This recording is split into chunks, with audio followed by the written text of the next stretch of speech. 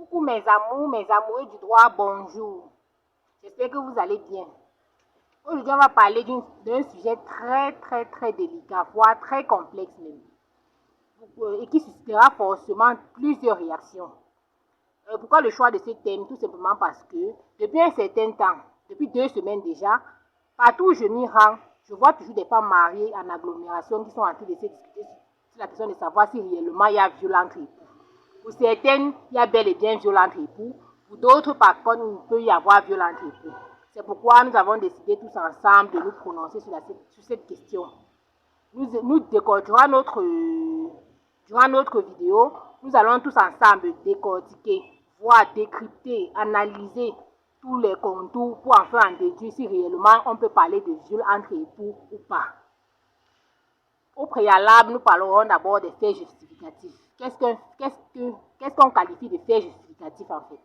On parle des faits justificatifs, sont toutes circonstances qui permettent de justifier ou de légitimer une infraction. C'est-à-dire quoi?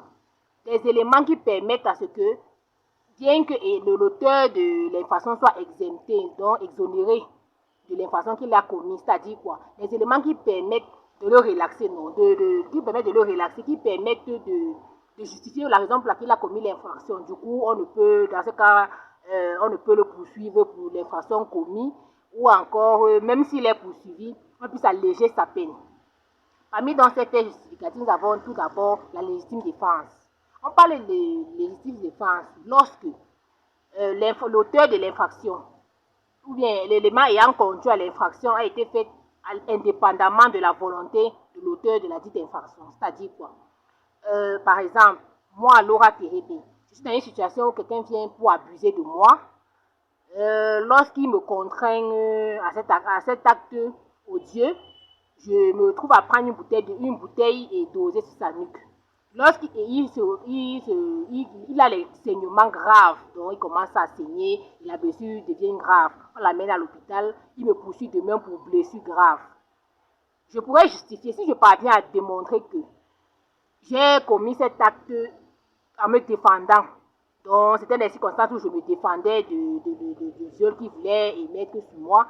On pourra pas qualifier cela de légitime défense. Donc, la légitime défense sont des circonstances où, face à un acte pour te défendre, toi, tu te retrouves à commettre une infraction indépendamment de ta volonté, quoi.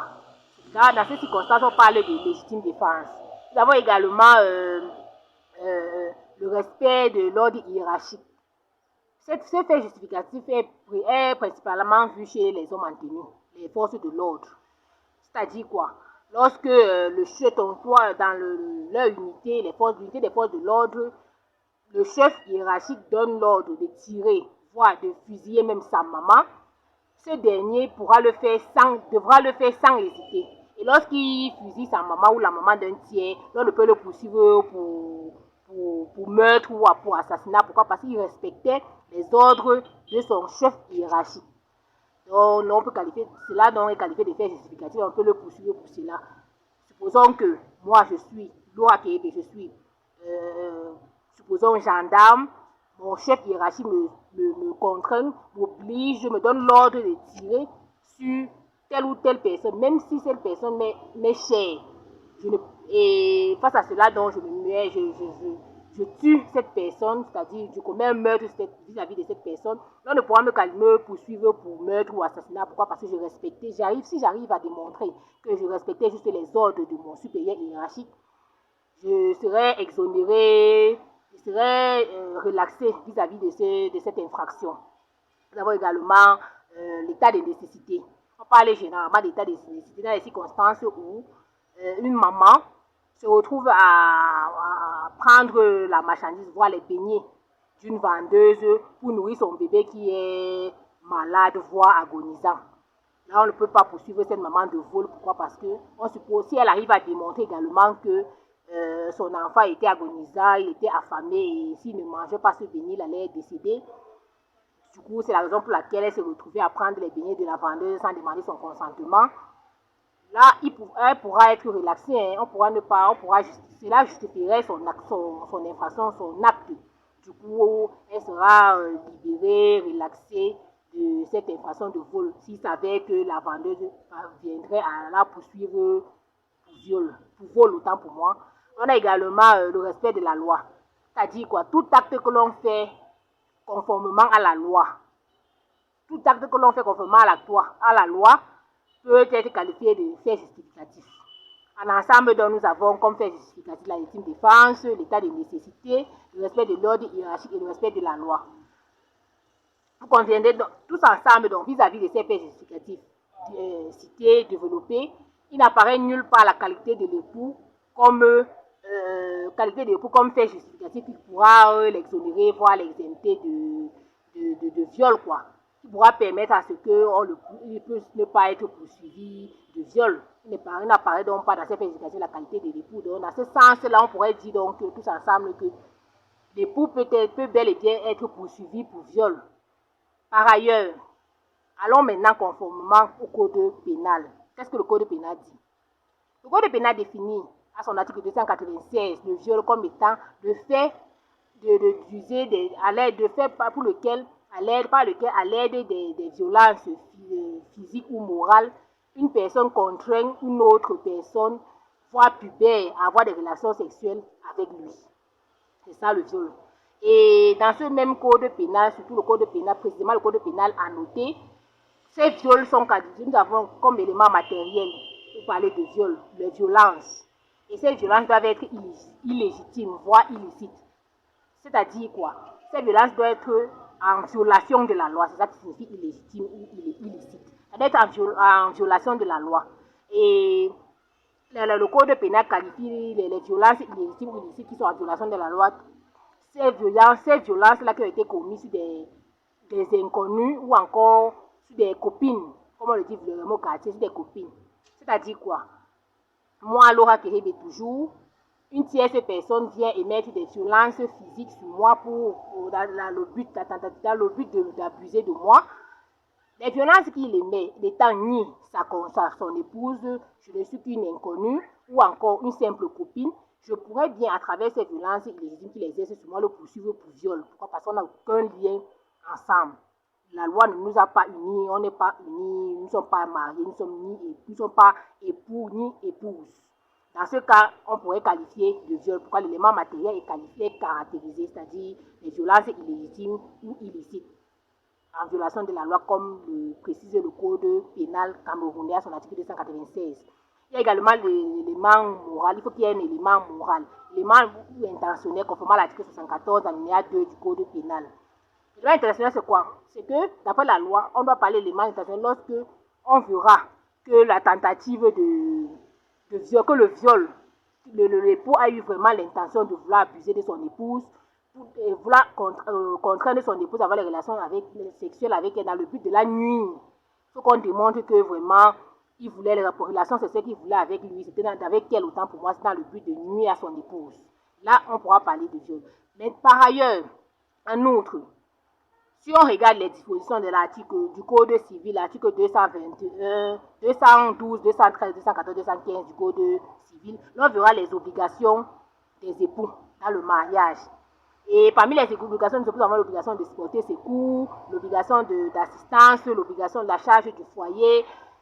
Vous conviendrez avec moi que lorsqu'on se marie, même devant Dieu et les hommes, c'est pour le bien-être. Chaque époux dans le foyer sollicite le bien-être de son conjoint.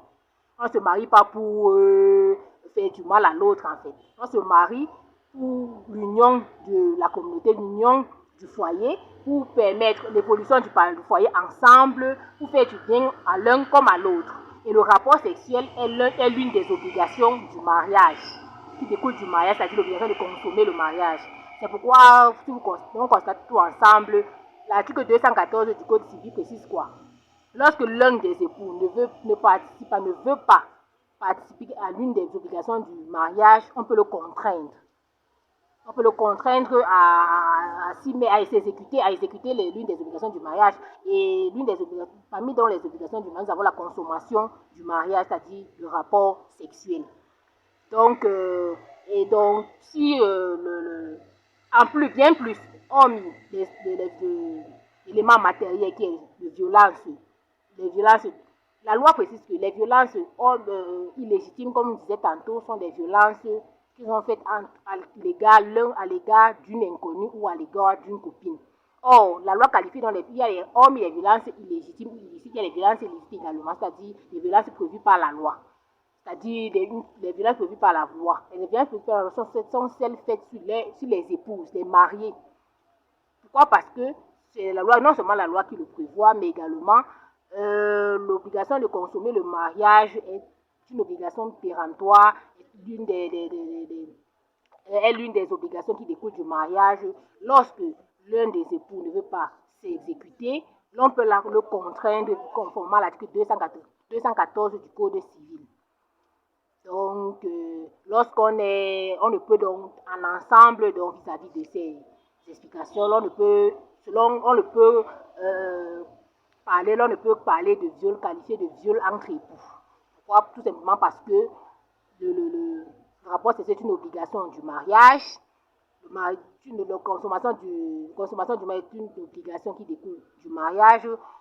Et les violences s'il le savait que l'époux exerce des violences sur son épouse pour avoir des relations avec elle, on ne peut donc qualifier cela de viol en fait. Pourquoi? Parce qu'il faut d'abord qu'il y ait la preuve de ce qu'il y a eu viol.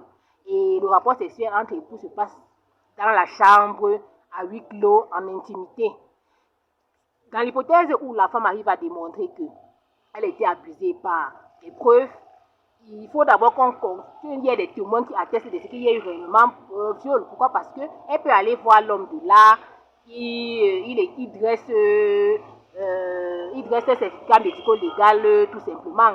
Il n'y a pas de preuve à ce que un certificat médico-légal tout simplement est plus délivré. Il n'y a pas de témoins, il n'y a pas de caméras qui attestent de ce qu'il y a eu vraiment viol entre les deux époux.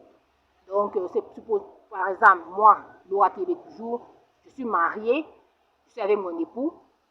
Lorsqu'on a les rapports sexuels entre nous, nul n'est dans la chambre avec nous pour pouvoir attester de ce qu'il y a eu viol entre nous, en fait, il a eu abusé de moi. Et en plus, lorsqu'on se marie, je suis consciente, tout comme l'époux, que l'obligation de consommer le mariage découle des obligations du mariage conformément aux articles 212, 213, 214, 215 du Code civil. Et que l'article 214 oblige l'un des conjoints à contraindre l'autre conjoint qui ne veut pas exécuter l'une des obligations du mariage. Et pareillement,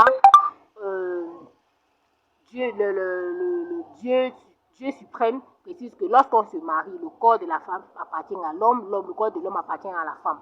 Donc, dans cette logique-là, on ne peut nullement parler de violence entre époux.